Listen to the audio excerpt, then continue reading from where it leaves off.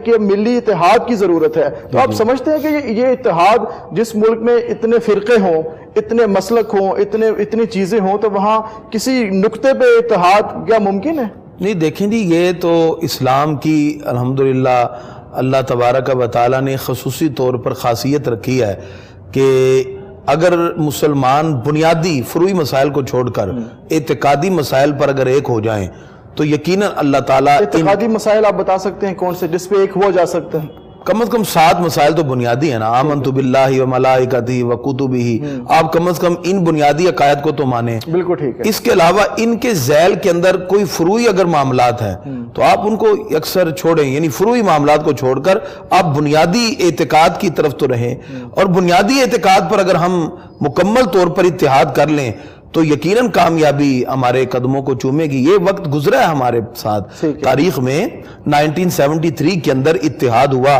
اور اس اتحاد کے ثمرات اور برکات بھی آپ کے سامنے ہیں کہ اس وقت اس ملک کا نام اسلامی جمہوریہ پاکستان رکھا گیا، اور پھر بہت سی چیزیں اس ملک کے اندر اسلام کے طور پر جو ہیں وہ قانون میں بھی شامل کی گئیں۔ یہ تو تاریخ ہمیں اس بات کی طرف، یعنی اسی ملک کے اندر یہ سب چیزیں تھیں۔ تو آپ سے یہ فرمائے گا کہ جو دہشت گردی ہے، انتہا پسندی ہے، اوائل دور میں بھی اسلام کے ایسے اذہان ہوں گے جو چاہتے ہوں گے کہ مسلمان متحد نہ ہوں، انہوں نے کیا کوششیں کی اور پھر اس کا رد عمل کیا آیا؟ دیکھیں جی، دہشت گردی کا مطلب ہے کہ خوف زدہ کرنا، لوگوں کے اندر خوف پیدا کرنا، یا ظلماً کسی کا قتل کر دینا۔ تو یہ سلسلہ نبی کریم صلی اللہ علیہ وسلم کے دور اقدس میں بھی تھا۔ آقا دو جہاں صلی اللہ علیہ وسلم کے دور اقدس میں جس وقت یہودی مدینہ منورہ کے اندر میثاق مدینہ کے بعد اس عہد کو توڑتے ہیں تو سرکار دو عالم علیہ السلام نے ان کو مدینہ بدر کر دیا،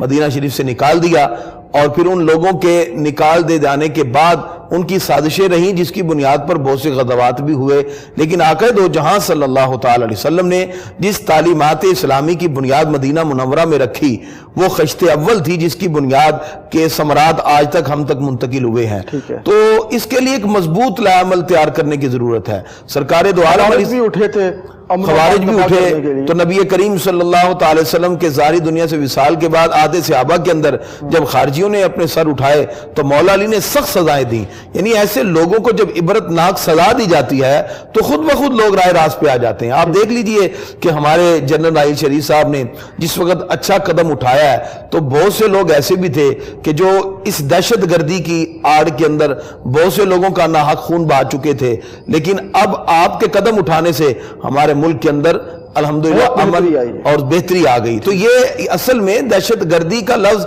صرف ایک بندے یا ایک خاص لوگوں تک مخصوص نہیں ہے، یہ ساری امت کے اندر